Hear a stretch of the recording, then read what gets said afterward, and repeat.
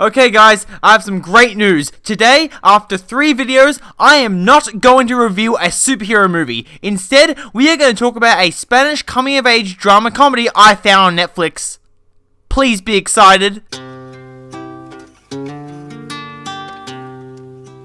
Now, technically this is not a 2020 movie, as its initial release was in September of last year, but only in its native country of Mexico. And it wasn't until the 3rd of January 2020 when the movie got distributed worldwide thanks to their partnership with Netflix. I remember it being the second film they distributed this year, and from the beginning I had been meaning to watch it, but then I got sidetracked by other projects that took way longer than expected. But now, I'm about to watch it, and maybe, just maybe, we can find a good movie from this year.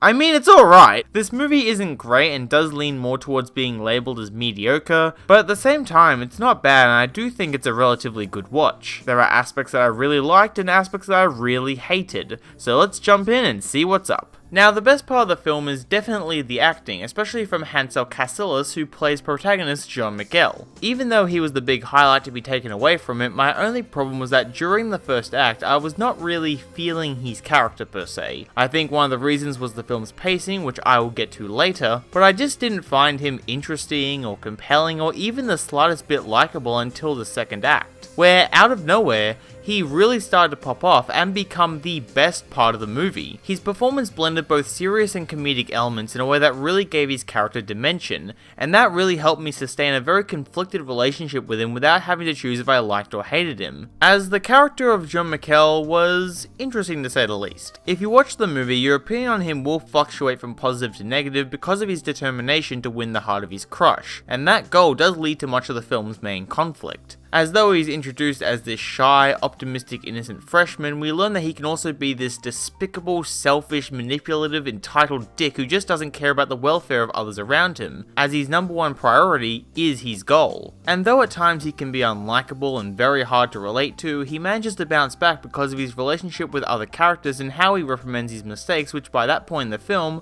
are irreversible. And Casillas brings this very likable yet vulnerable charm to him, which is shown perfectly in his facial expressions and body movement. And his short stature really helps convey certain emotions and isn't just used as a punchline, which I was initially expecting based off the trailers. His performance was absolutely fantastic, and if it was portrayed by another actor, I don't think it would have been as memorable, so I'm really hoping he goes on to do bigger things. And with that said, though not as memorable, pretty much everyone else did a great job and really fit their characters. Alejandro Flores was really good, Andrea Sutton was great, and their friendship with Casillas felt very organic, and the passage of time that helps in seeing their relationship deteriorate really does make you wish for a better outcome. Lorita Peralta, being the love interest, was portrayed more as an airhead in the first act, but she did start to get more of a character later down the track. She was nothing special, just a standard love interest, but a good performance nonetheless. But sadly, Luis de la Rosa was maybe the worst actor overall, but in his defense, his character was the blandest out of everyone. He was very one note as the jealous, athletic boyfriend stereotype most of these movies implement, but one other aspect being his belief in Christianity was tackled in a way that I couldn't tell if they were making a joke out of it or if it was a serious addition to his character, as the way it was implemented resulted in a few unintentional funny moments which portrayed him as more of an idiot, which is something I don't think was intentional.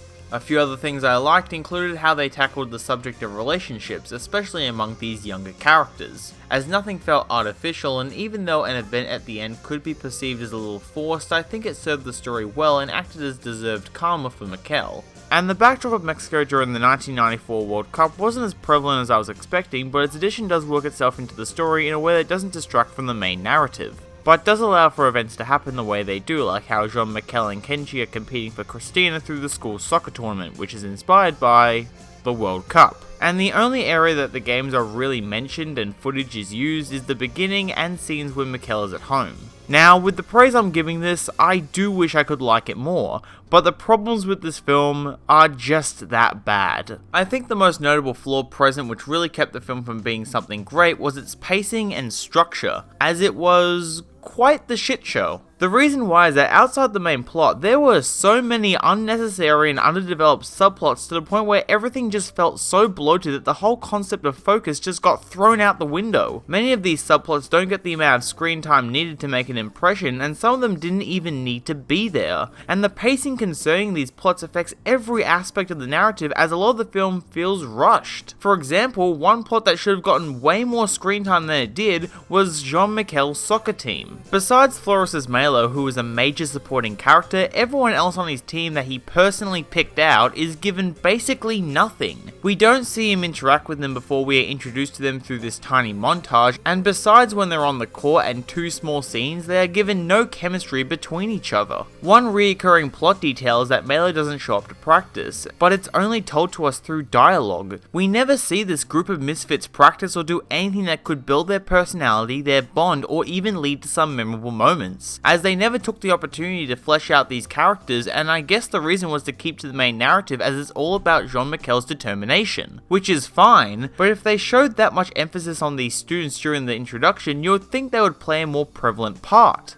But no, it was completely rushed. But that's not the only subplot. There's one about Mikkel's distant relationship with his dad. Melo has some pelvis problem that was never established, and when it happens, it affects the story in a major way, but after this one scene, it's never mentioned again. And apparently he is also having an affair with his teacher, but that was never properly conveyed to us, as I literally thought she was his mum, which is a very, very different interpretation. And though those 4 are the only major ones, it's the pacing and their implementation that makes them feel massively underdeveloped. And with that, the presentation from its editing, cinematography, and its use of visual storytelling made me wanna vomit! Most modern coming-of-age films that deal with schools of primary location do share this same kind of presentation, with over-the-top visual metaphors, having graphics that resemble pencil markings, and overall just radiating a very colourful, energetic vibe. But for some reason, it just doesn't work in this. I'm not saying every creative choice fell flat, as I did like a few moments, like his descent from the staircase to give Christina the cake, but other choices were just bad, and the way they were presented made them way worse. After that descent, when he's about to give her the cake, a soccer ball flies into his face as he falls to the ground, which transitions us into a dance floor as to depict dizziness and confusion. And though it conveyed a very claustrophobic feeling, which I liked, the scene was way too long. It was the only moment that used a visual metaphor that over the top, making it feel very out of place, and it just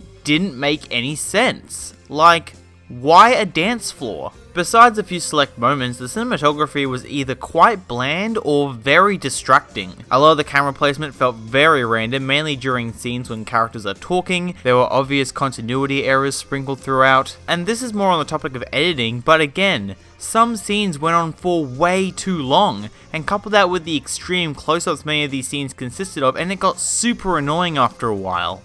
The music was fine. That's it. And before I end this, I would like to acknowledge the extras in this film, as even though they were at times terrible, I at least got some enjoyment out of seeing the more comically over-the-top reactions. So to end this off, All the Freckles in the World is by far the best film I've seen this year, but because of its bland and annoying visual presentation, incoherent pacing, and bloated narrative, I placed it much closer to the other films in terms of rating. But because of its good cast, compelling protagonist, simple yet effective story, and actually feeling like someone cared unlike some others I've seen this year, I think I'd give it a second watch.